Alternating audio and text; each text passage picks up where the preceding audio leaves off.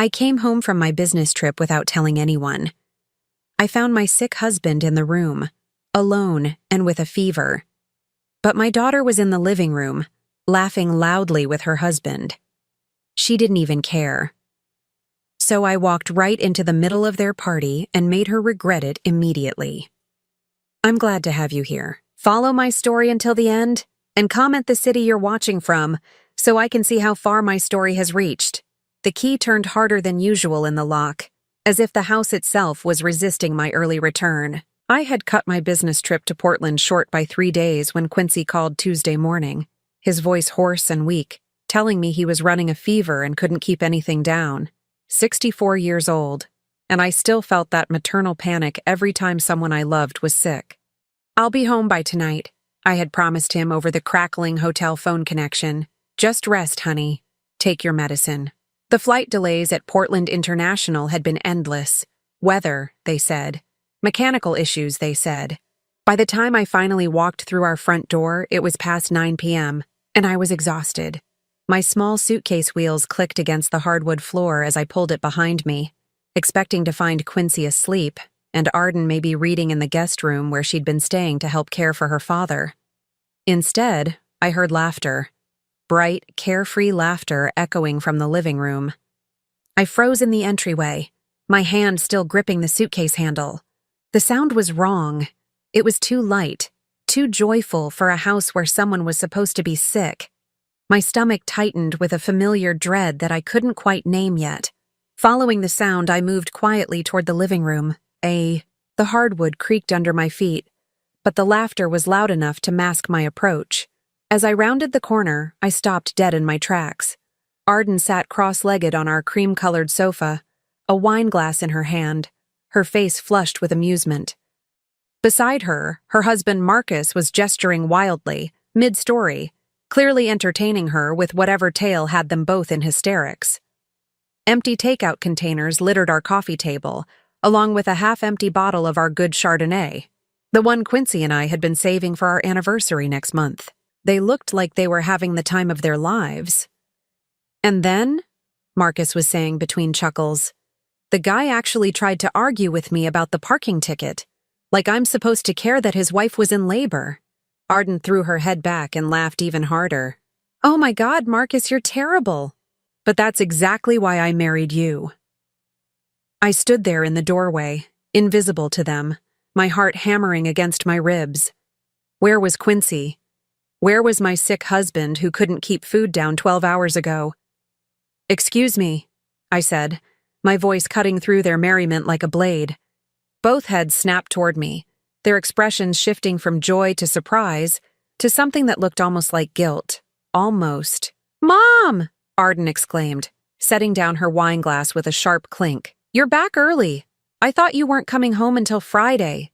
Quincy's sick, I said slowly, my eyes scanning the mess they'd made of our living room. Remember? That's why I came home. Marcus cleared his throat and stood up, smoothing down his shirt. Hey there, Ethel. How was Portland? I ignored his question. Where is your father, Arden? Something flickered across her face. Annoyance, maybe, or inconvenience. He's sleeping. Has been for hours. The fever broke around dinner time, so we figured we'd grab some food and relax a bit. You know how exhausting it is, taking care of sick people. Taking care of sick people. The words hit me like a physical blow. I looked at the takeout containers again, counted them.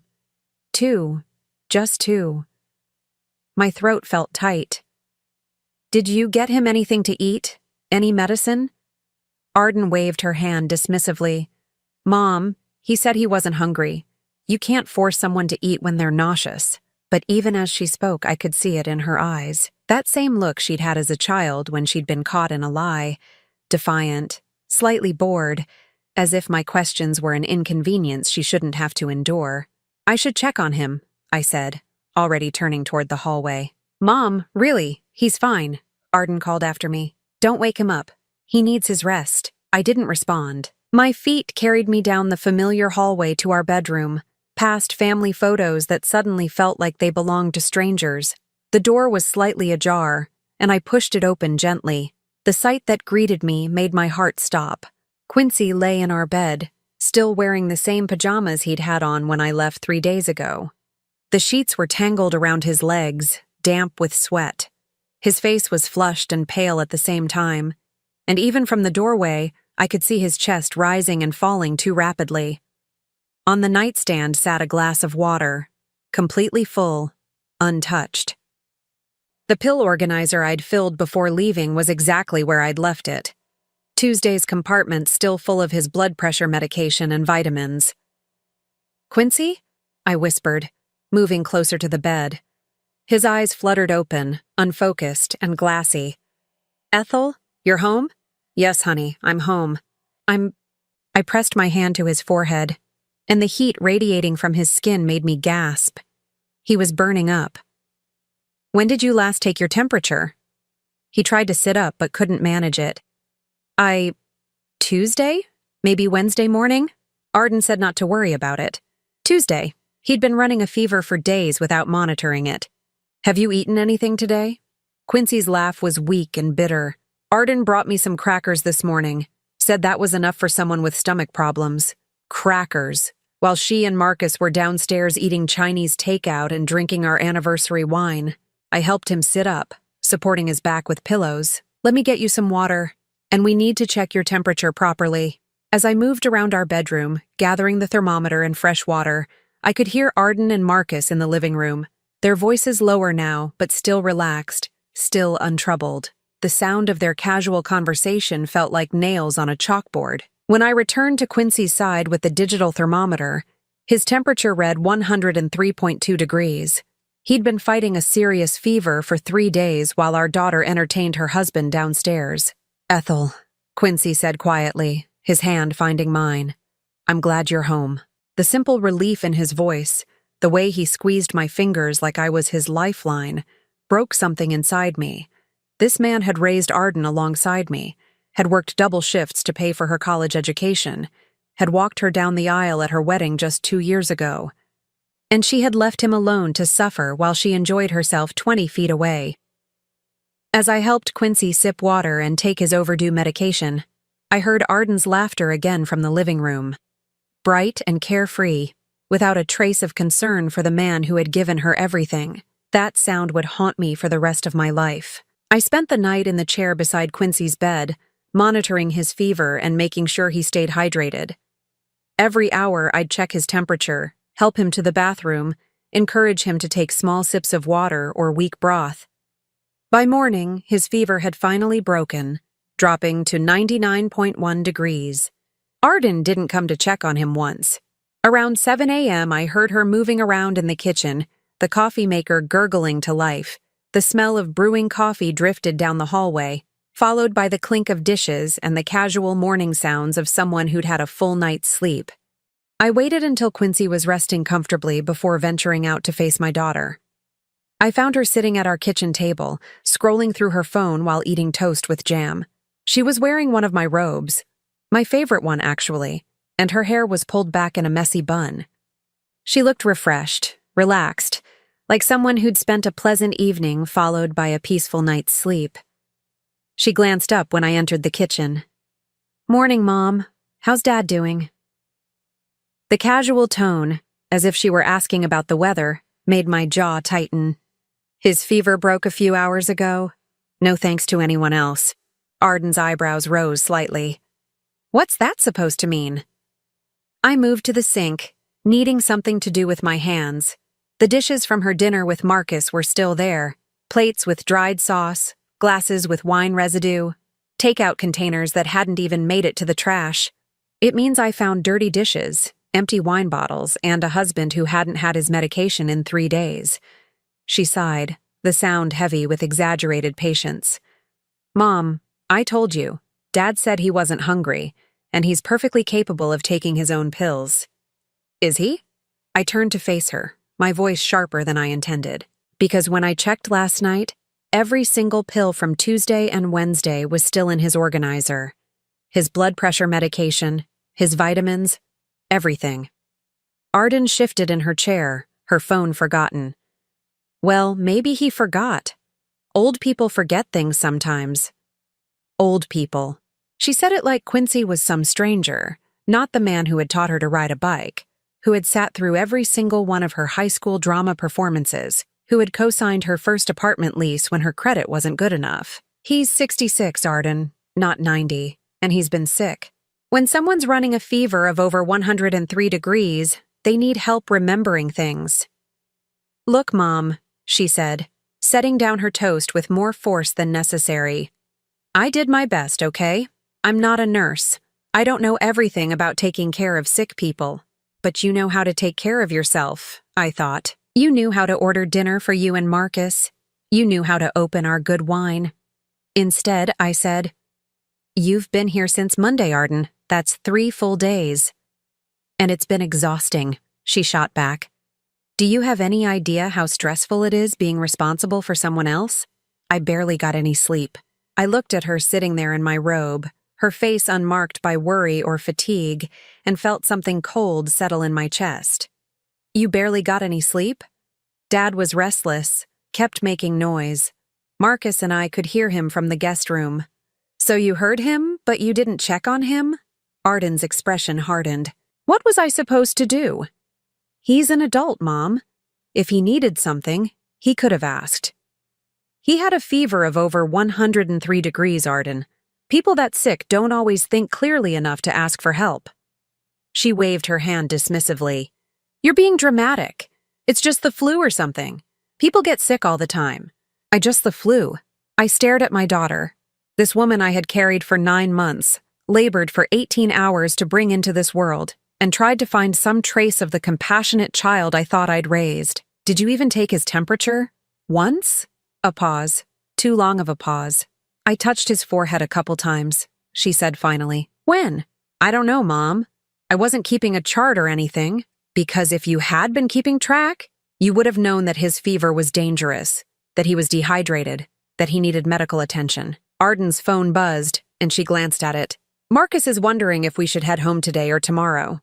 The casual way she changed the subject, as if we'd been discussing weekend plans instead of her father's health, made my stomach turn.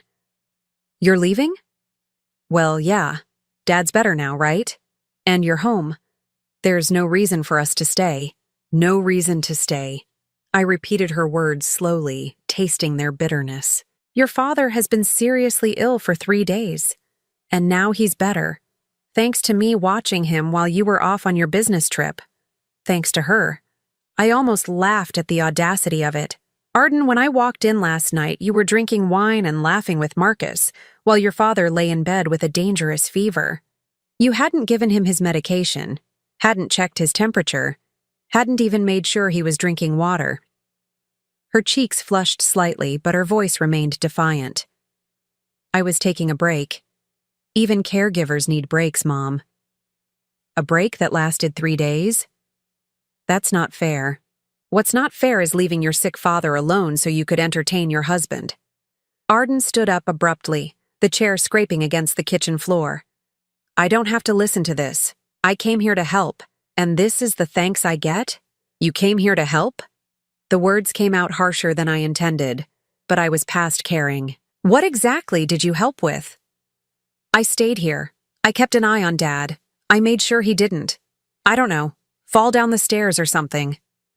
While ordering Chinese food for yourself and opening our anniversary wine? Her face went red. We needed to eat, Mom, and Marcus had a stressful week at work. Marcus had a stressful week. Not Quincy, lying upstairs with a fever that could have put him in the hospital. Marcus, who needed wine and takeout to recover from his stressful week. I looked at my daughter, really looked at her, and saw something that chilled me to the bone. There was no shame in her expression. No guilt, no recognition that she had done anything wrong. Just irritation that I was questioning her.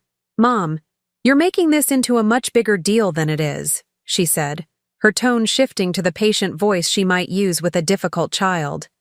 Dad's fine. I took care of him. End of story. But it wasn't the end of the story. As I stood in my kitchen, surrounded by the evidence of her neglect, I realized that this pattern had been building for years.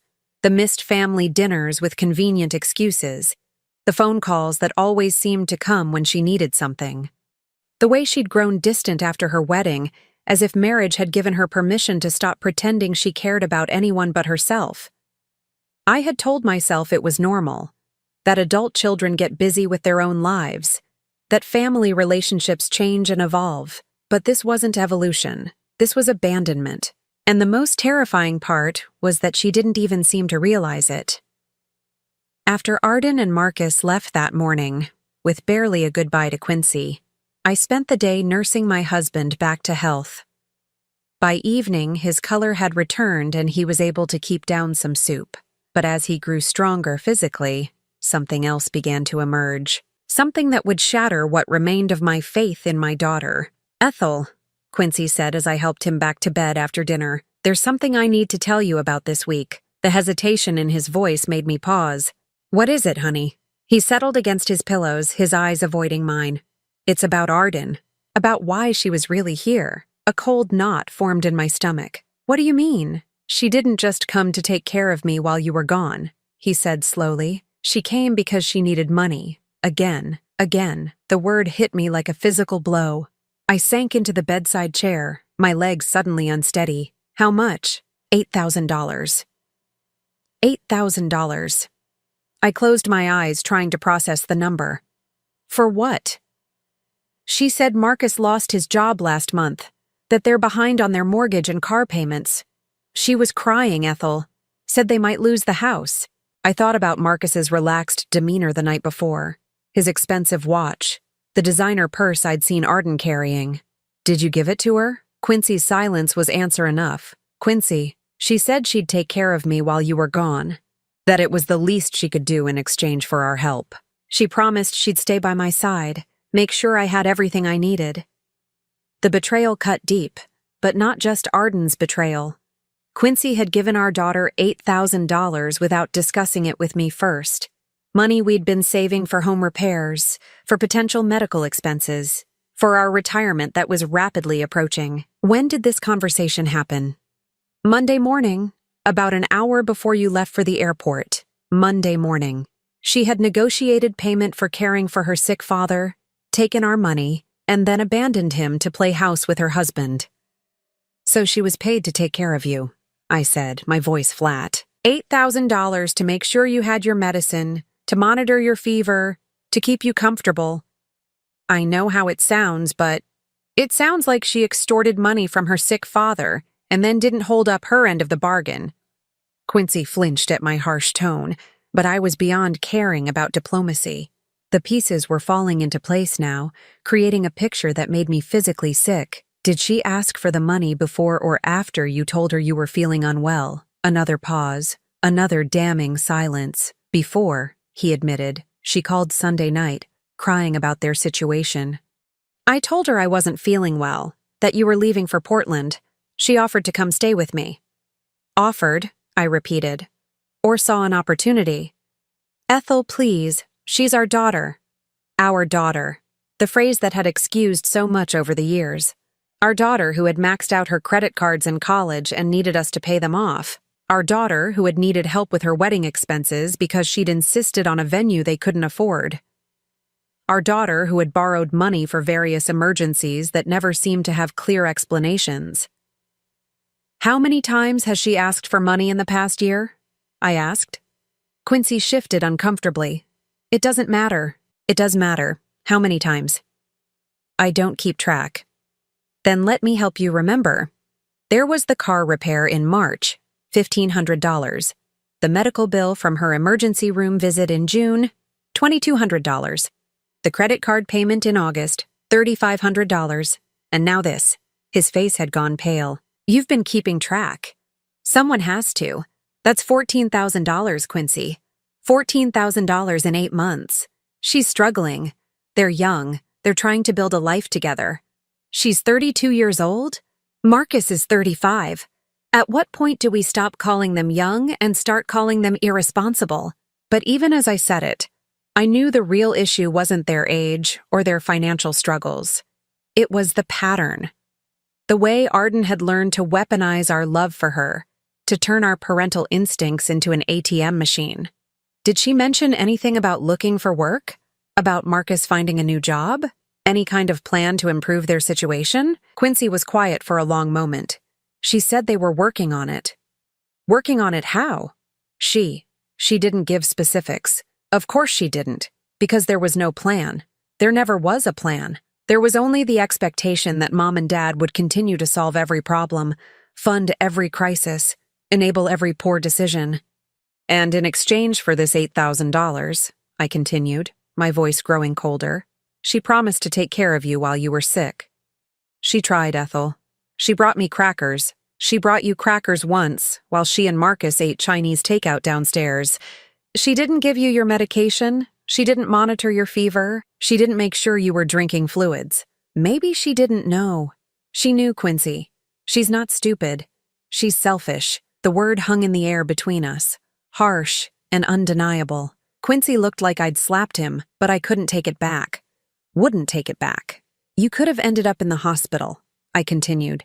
A fever that high for that long, in a man your age? You could have had complications. You could have... I couldn't finish the sentence. The thought of losing Quincy because our daughter was too busy enjoying herself to provide the care she'd been paid to give was unbearable. She's always been a little self-centered, Quincy said quietly, as if he were admitting a state secret. But I thought when it really mattered, when I really needed her. His voice trailed off, but I understood. He thought that in a genuine emergency, blood would prove thicker than selfishness. That facing her father's illness would awaken some dormant sense of compassion or duty. Instead, she had seen it as an inconvenience to be managed while she lived it up in our house. There's something else, Quincy said, his voice barely above a whisper. My heart clenched. What else? Tuesday night, when my fever was really high, I was delirious. I called out for help a few times. I remember being really thirsty, but I couldn't make it to the bathroom to get water. I waited, dreading what was coming next. I heard her talking to Marcus in the hallway. She said I was being dramatic. That old people always exaggerate their symptoms to get attention. The cruelty of it took my breath away. Her sick father, burning up with fever, calling for help, and she had dismissed him as attention-seeking. Did she come check on you? Marcus did, eventually. He brought me a glass of water and helped me to the bathroom. He seemed uncomfortable, like he knew it wasn't right. So Marcus, who barely knew us, had shown more compassion for Quincy than our own daughter. The man she'd been entertaining downstairs had been the one to provide basic human decency. I sat in that chair, holding my husband's hand, and felt something fundamental shift inside me. This wasn't about money anymore. This wasn't about Arden being irresponsible with finances or making poor life choices. This was about character, about the kind of person my daughter had become when she thought no one important was watching. We can't keep doing this, I said finally. Doing what? Enabling her, rescuing her, pretending that this is normal behavior from a grown woman. Quincy squeezed my hand weakly. She's our only child, Ethel. And that's exactly why we've let it go this far. As I helped Quincy settle in for the night, my mind was racing with memories I'd been suppressing for years. The time Arden had missed Quincy's birthday dinner because she'd had a last-minute invitation to a concert. The Christmas she'd shown up 2 hours late because she'd been shopping. The countless phone calls that went unreturned unless she needed something. I had made excuses for all of it. Told myself that different generations showed love differently, that she was busy building her own life, that family relationships naturally evolved as children became adults. But this week had stripped away all my rationalizations. This week had shown me who Arden really was when her father lay suffering and she had to choose between his comfort and her own entertainment. She had chosen herself. She always chose herself. And we had taught her that this was acceptable by never holding her accountable for any of it. The call came 3 days later, just as I was beginning to believe we might have some peace. Quincy was almost fully recovered, sitting in his favorite chair reading the newspaper, when my phone rang with Arden's number. I stared at the screen for several rings before answering. Hi, Mom. Arden's voice was bright and cheerful, as if nothing had happened. How's Dad feeling? Better, I said shortly. Oh, good. I was worried about him. The casual lie slipped from her tongue so easily it made my skin crawl. Listen, I was calling because Marcus and I were thinking of coming by this weekend.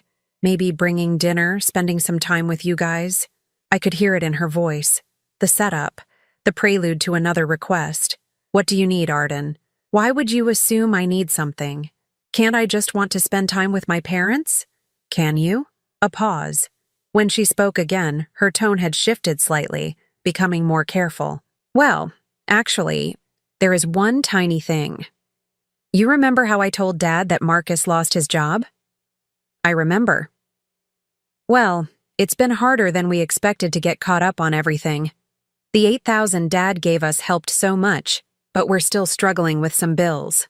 $8,000 gone in 3 days. I shouldn't have been surprised, but somehow I still was. What kind of bills? I asked. Just the usual stuff. Credit cards, the mortgage, utilities. Adult life is expensive, you know. Adult life.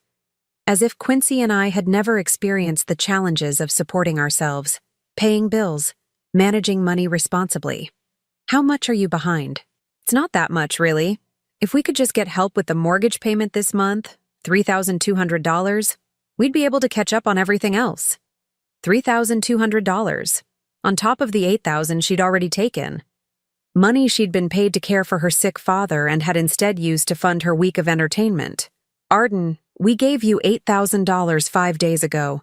I know, Mom, and we're so grateful, but that mostly went to the car payments and credit cards. The mortgage is due Monday, and if we don't pay it, she let the threat hang in the air. The implied consequences. The guilt trip designed to make me feel responsible for their potential homelessness. What did you do with the $8,000? I asked bluntly. I told you. Car payments and credit cards. All of it? A hesitation. Well, we had to eat. And Marcus needed some clothes for job interviews. Clothes for job interviews. I thought about the expensive watch he'd been wearing. The designer labels I'd glimpsed in their overnight bags. How much did interview clothes cost exactly? Mom? Are you still there? I'm here. So, can you help us with the mortgage? Just this once. And then we'll be back on our feet. Just this once. The phrase she'd used every other time she'd asked for money. The promise she'd broken repeatedly over the past year.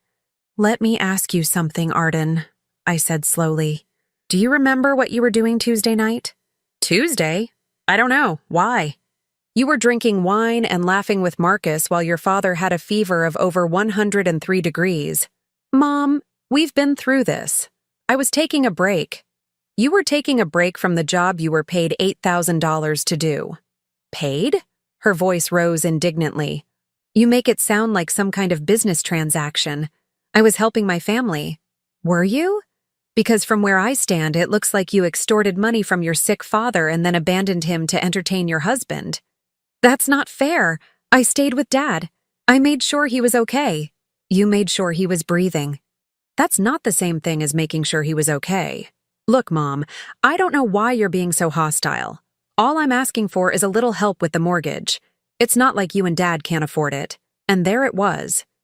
The entitled assumption that had been lurking beneath every conversation, every request, every crisis that somehow became our responsibility to solve. Not like you can't afford it. Actually, Arden, we can't afford it. What do you mean? I mean that we're 64 and 66 years old. We're supposed to be thinking about retirement, not funding our adult daughter's lifestyle. Lifestyle? Her voice was sharp now, defensive. We're struggling, Mom. This isn't about lifestyle. This is about survival.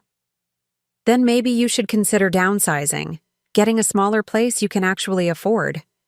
We shouldn't have to downsize. We work hard. We deserve to live comfortably. Work hard. Marcus had been unemployed for a month, and as far as I knew, Arden hadn't held a steady job since before her wedding. What exactly is your plan for getting back on your feet? I asked. Marcus has some interviews lined up, and I'm looking into some opportunities too. What kind of opportunities? Just different things. The job market is tough right now. Different things. No specifics, no timeline, no actual plan beyond continuing to rely on us as their personal bank account. Arden, your father and I have given you over $14,000 this year. We can't keep doing this. 14,000? She sounded genuinely shocked, as if she'd never added up the numbers herself. That can't be right. It's exactly right.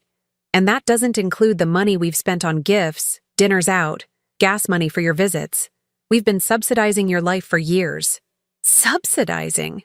Mom, families help each other. That's what families do. Help goes both ways, Arden. When was the last time you helped us with anything? Silence. When was the last time you offered to help with yard work, or cooking, or any of the things that are getting harder for us as we get older? More silence. When was the last time you called just to check on us, without needing something? That's not. I call. You call when you need money. You visit when you need money. And apparently you'll even agree to care for your sick father if you need money badly enough. That's not true. Isn't it? Because that's exactly what happened this week. You took $8,000 in exchange for caring for Dad, and then you left him alone to suffer while you enjoyed yourself. I did my best. No, you didn't. Your best would have meant checking on him regularly, making sure he took his medicine, monitoring his fever, bringing him food and water and comfort. Instead, you did the absolute minimum required to justify taking our money. You're being incredibly unfair, Mom. Am I? Let me tell you what's unfair, Arden. What's unfair is working your whole life to build a nest egg for retirement, only to watch it drain away funding your adult daughter's poor choices. What's unfair is coming home to find your sick husband neglected while your daughter parties in your living room. What's unfair is being treated like an ATM by the person who's supposed to love you most. I do love you. No, you love what we can do for you. There's a difference. I could hear her breathing heavily on the other end of the line, could practically feel her scrambling for the right words to manipulate me back into compliance. Mom, please, we really are desperate here. If we don't make this mortgage payment, then you'll face the consequences of your financial decisions. Like adults do. You can't be serious. I've never been more serious about anything in my life. What am I supposed to tell Marcus? What are we supposed to do? You're supposed to figure it out, together, without relying on your aging parents to solve every problem you create. This is ridiculous. You're acting like we're asking for millions of dollars. It's $3,000, Mom. That's nothing to you. $3,000 was nothing to us. The casual dismissal of money that represented weeks of Quincy's work, months of careful budgeting, years of sacrifice and saving. Goodbye, Arden. Mom, wait. I hung up. Quincy looked up from his newspaper, his expression troubled. That was Arden? She wanted $3,000 more dollars. He sighed heavily, suddenly looking every one of his 66 years. What did you tell her? I told her no. For a moment we sat in silence. Then Quincy folded his newspaper and set it aside. She's going to be angry, he said quietly. Good. Maybe anger will motivate her to actually solve her own problems for once. She might not speak to us for a while. I looked at my husband, this good man who had spent decades enabling our daughter's selfishness out of misplaced love and misguided loyalty. Quincy, I said gently, when she does speak to us, it's only to ask for money. When she visits us, it's only when she needs something. When she promises to care for you, she takes our money and abandons you. What exactly are we losing if she stops speaking to us? He didn't answer, but I could see the truth settling over him like a heavy blanket. We weren't losing a daughter. We'd lost her years ago, so gradually that we'd barely noticed. What we were losing now was the illusion that she cared about us as anything more than a source of financial support. And maybe, just maybe, losing that illusion was the first step toward saving ourselves. The silence lasted exactly 6 days. On the 7th day, after I'd refused to give Arden the mortgage money, my phone exploded with messages. Not from Arden directly. That would have been too straightforward. Instead, I received a barrage of texts and calls from relatives I hadn't heard from in months, all suddenly concerned about our family dynamics. My sister Janet called first. Ethel, I just got off the phone with Arden. She's beside herself. She says you and Quincy have cut her off financially and she might lose her house. That's not exactly accurate, I said calmly, settling into my kitchen chair with a cup of coffee. She says you refused to help with one mortgage payment. One payment, Ethel. How could you let your own daughter become homeless? I took a slow sip of coffee, gathering my patience. Janet, in the past 8 months, we've given Arden over $14,000. The $8,000 we gave her last week was supposed to be in exchange for her caring for Quincy while he was sick. And did she? She left him alone with a dangerous fever while she and Marcus drank our anniversary wine and ordered takeout for themselves. Silence on the other end of the line. She's desperate, Ethel. People make mistakes when they're desperate. This wasn't a mistake. This was a choice. She chose to take our money and neglect her responsibilities. But surely one more payment would be followed by another request next month, and another the month after that. Janet, at what point does helping become enabling? My sister didn't have an answer for that. The calls continued throughout the day. Arden's cousin Michelle, concerned about our lack of compassion. Our neighbor, Mrs. Patterson, who somehow knew about our family troubles. Even Quincy's brother Robert called from Florida, wondering if we were being too hard on Arden during her time of need. Each conversation followed the same pattern. Arden had painted herself as the victim of cruel, unsympathetic parents who had abandoned her in her hour of desperation. She'd shared carefully selected details: the job loss, the mortgage crisis, our refusal to help, while conveniently omitting the $8,000 we'd already provided and her complete failure to honor her agreement. By the third day of calls, I'd had enough. Quincy, I said that evening as we sat down to dinner, we need to make some changes. He looked up from his plate, concern creasing his features. What kind of changes? The kind that will prevent this from happening again. I'd been thinking about it for days, weighing options and consequences. The phone campaign had made one thing crystal clear. Arden wasn't going to accept our boundaries gracefully. She was going to fight them with every manipulation tactic in her arsenal, including turning our extended family against us. I want to change the locks, I said. Quincy's fork paused halfway to his mouth. The locks? Arden has a key to this house. She's used it to come and go as she pleases, to treat our home like her personal retreat center. I want that to stop. But what if there's an emergency? What kind of emergency? She's never been here for our emergencies, Quincy. She wasn't here when you were sick. She's only here when she has emergencies that require our money. He set down his fork, processing this. What else? I want to remove her from our emergency contact lists. At the bank, at our doctor's offices, everywhere. She doesn't need access to information about our finances or our health if she's not going to act responsibly with it. Ethel, I'm not done. I want to change our wills. That got his full attention. Change them how? Right now, everything goes to Arden when we die. The house, our savings, our life insurance. Everything we've worked for our entire lives goes to someone who sees us as nothing more than a funding source. Quincy was quiet for a long moment. What would you want to do instead? I want to set up a trust, something that will provide for our medical care if we need long-term assistance, with the remainder going to charity after we're both gone. Nothing for Arden? Nothing for Arden. The words hung in the air between us, final and irreversible. I watched my husband's face as he absorbed the implications of what I was suggesting. We were talking about cutting our only child out of our inheritance entirely. She'll contest it, he said finally. Let her. We're both of sound mind, and we have every right to leave our money where we choose. She'll be furious. She's already furious. The difference is, this way we won't be enabling her destructive behavior from beyond the grave. Quincy pushed his food around his plate, thinking, You really think this is necessary? I think it's overdue. Quincy, she took $8,000 from us under false pretenses. Money we needed for our own security, our own future. She essentially defrauded her own parents and then abandoned her sick father. What do you think she'd do with a larger inheritance? We both knew the answer to that. She'd blow through it within months, probably less, and then blame us posthumously for not leaving her more. When would you want to do this? Tomorrow. I already called Attorney Morrison's office and made an appointment for 10 a.m.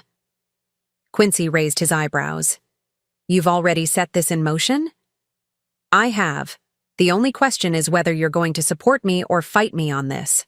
He was quiet for so long, I began to worry he would choose his old pattern of enabling Arden over the hard choices we needed to make. Finally, he reached across the table and took my hand. You're right, he said quietly. It's time. The next morning, we sat in Attorney Morrison's office, going through the legal details of restructuring our entire estate plan. It was more complicated than I'd expected, involving trusts and contingencies and beneficiary designations that made my head spin. But the bottom line was simple. Arden would inherit nothing. Are you certain about this? Morrison asked as we reviewed the documents. This is a significant change from your previous will. We're certain, I said firmly. And you understand that this could potentially be contested? We understand. But we also understand that we have the right to leave our assets to whomever we choose. Of course. I just want to make sure you've thought through all the implications. I looked at Quincy, who nodded encouragingly. Mr. Morrison, our daughter has demonstrated repeatedly that she views us as a source of funding rather than as parents deserving of respect and care.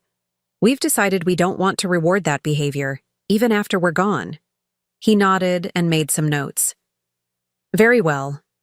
These documents will need to be signed and notarized, and I'd recommend reviewing them again in a year or two to make sure they still reflect your wishes.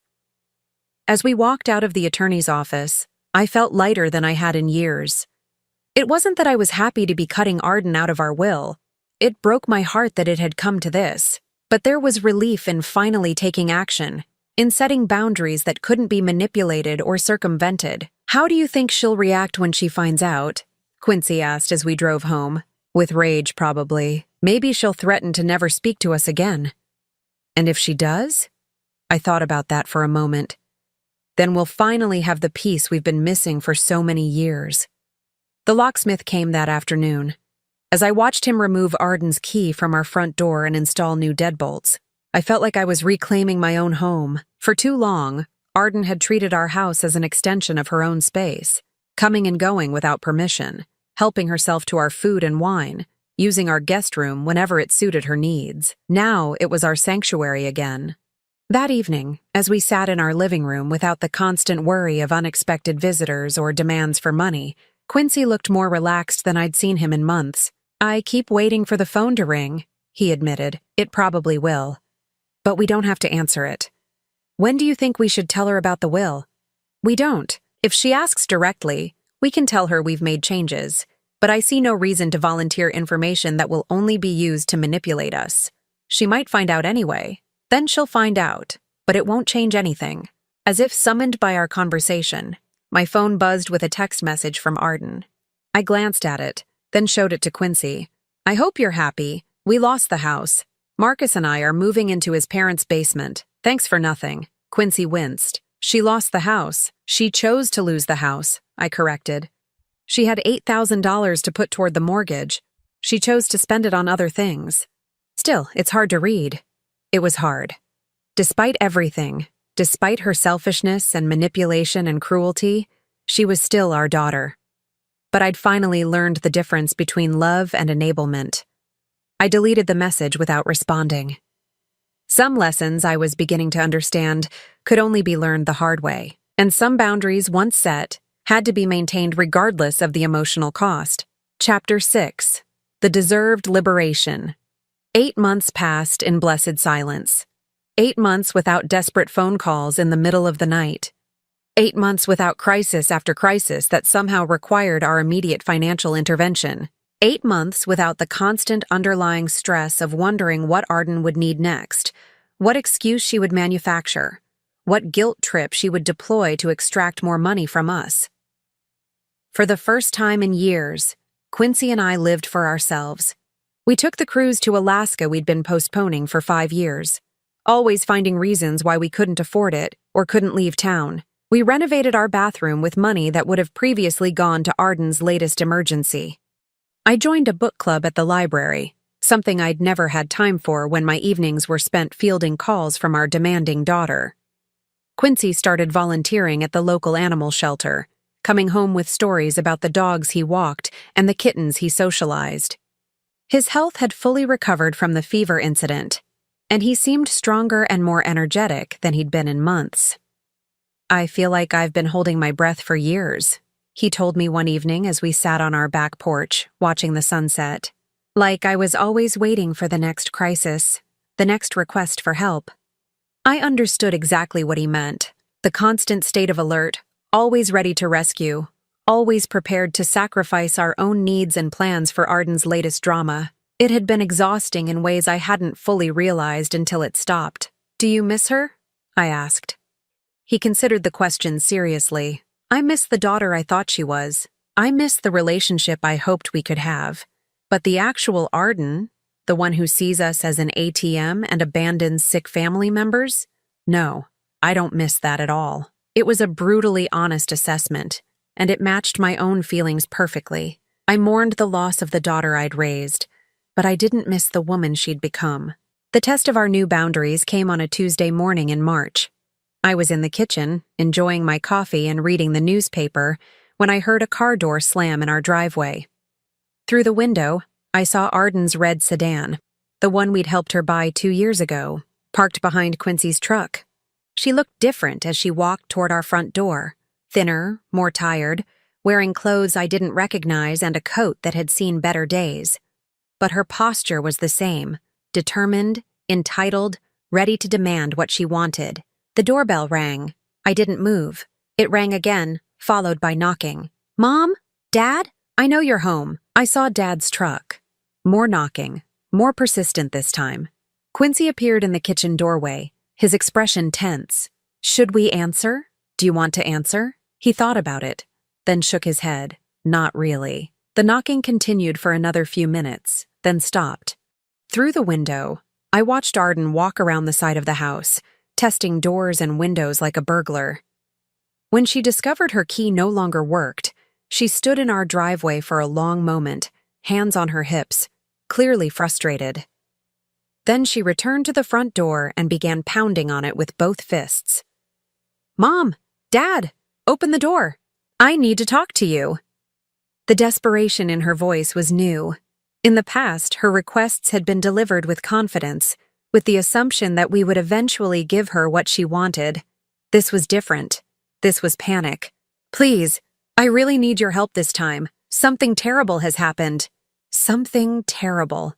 The phrase that had opened our wallets so many times before. The magic words that had convinced us to postpone our own needs, to sacrifice our own security, to enable her irresponsibility over and over again. But not anymore.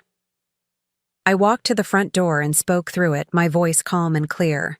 "Arden, you need to leave." "Mom, please. Just let me explain. Marcus is in the hospital. He had an accident at work and—" "I'm sorry to hear that, but you still need to leave. I can't handle this alone. The medical bills are going to be enormous, and we don't have insurance, and I don't know what to do." Don't have insurance. Despite Marcus being employed for months now, something we'd learned through mutual acquaintances who'd seen him around town working construction. They'd chosen not to purchase health insurance, another adult decision with adult consequences. "Arden, you made it very clear that you don't need us in your life unless we're providing money. We've chosen to respect that preference." "That's not true. I love you and Dad. I've just been struggling and—" "You've been struggling for 32 years. At some point, struggling becomes a choice. Mom, please, I'm begging you. I have nowhere else to turn." Begging. The word that would have broken my heart 8 months ago. Now it just made me sad. Not for her situation, but for the fact that it had taken desperation to bring her to our door. "You have 2 options," I said through the door. "You can leave now voluntarily, or I can call the police and have you removed for trespassing." Silence. Then quieter. "You would really call the police on your own daughter?" "I would call the police on anyone who refused to leave my property after being asked." I heard her intake of breath, sharp and shocked. She'd never considered that we might actually enforce boundaries, that our threats might be real rather than empty. Fine, she said finally, her voice thick with tears that might or might not have been genuine. Fine, but don't expect me to come crawling back when you need help someday. The threat was familiar, the suggestion that someday the tables would turn, that we would need her more than she needed us. It had worked for years, playing on our fears of aging, of illness, of being abandoned in our time of need. But we'd already seen what Arden's help looked like. We'd experienced firsthand her version of caregiving. The idea of depending on her for anything important was more terrifying than the prospect of managing without her. "Goodbye, Arden," I said. I heard her footsteps on the porch, then the car door slamming. The engine started, and she drove away with more speed than was probably safe in our quiet neighborhood. Quincy appeared beside me at the window, watching her taillights disappear around the corner. "How do you feel?" he asked. I examined my emotions carefully. Sadness, certainly. Relief, definitely. But also something else. Something I hadn't expected. "Free," I said. "For the first time in years, I feel completely free." That evening, we learned through the neighborhood grapevine that Marcus's accident had been minor, a twisted ankle from stepping in a hole on a construction site. He'd been treated and released from the emergency room the same day. The crisis that had brought Arden to our door in desperation was little more than an inconvenience that would result in a small medical bill. But she'd been willing to use even that minor situation to attempt emotional manipulation, to try to guilt us back into our old patterns of rescue and enablement. "She'll try again," Quincy predicted as we got ready for bed. "Probably, but it gets easier each time." He nodded, understanding what I meant. Each boundary we maintained made the next one easier to enforce. Each time we chose our own well-being over her demands, it became more natural, less fraught with guilt and second-guessing. 6 months later, we received an invitation to Arden's birthday party. It arrived in the mail without any personal note or explanation, as if the past year of silence had never happened. The invitation was for a party at a local restaurant, and it included a registry link for gifts. A registry for a grown woman's birthday party. "Are you going?" Quincy asked after reading it. I considered it briefly, then tossed the invitation in the recycling bin. "No? Are you?" "No." It was that simple. No anguish, no debate, no guilt-ridden phone calls to discuss our decision. We simply chose not to attend an event hosted by someone who had shown us nothing but disrespect and cruelty. Later, we heard through relatives that the party had been sparsely attended. Apparently, Arden's pattern of using people had extended beyond just us, and others had also grown tired of being treated as resources rather than relationships. As I write this, it's been 2 years since that morning when I came home early from my business trip and found my daughter laughing while her father suffered alone. 2 years since I finally acknowledged what Arden had become and made the painful decision to prioritize my own well-being and my husband's dignity over my daughter's endless demands. Those 2 years have been the most peaceful of my adult life. Quincy and I have traveled more, laughed more, slept better, and worried less than we had in decades. Our marriage has strengthened without the constant stress of managing Arden's crises. Our bank account has grown instead of being constantly drained by her emergencies. We've learned to live for ourselves without guilt, to make decisions based on our own needs and desires rather than constantly calculating how they might affect our daughter's opinion of us. Most importantly, we've learned that love doesn't require sacrifice of our own dignity and security. That setting boundaries isn't cruel, it's necessary. That being a good parent sometimes means refusing to rescue your child from the consequences of their own choices. I don't know what the future holds for Arden. I hope she eventually learns to take responsibility for her own life, to build real relationships based on mutual respect rather than financial exploitation. But her growth or lack thereof is no longer my responsibility. My responsibility now is to myself, to my husband, and to the peaceful life we've finally claimed for ourselves. And for the first time in years, that feels like enough. Now I'm curious about you who listened to my story. What would you do if you were in my place? Have you ever been through something similar? Comment below. And meanwhile, I'm leaving on the final screen 2 other stories that are channel favorites, and they will definitely surprise you. Thank you for watching until here.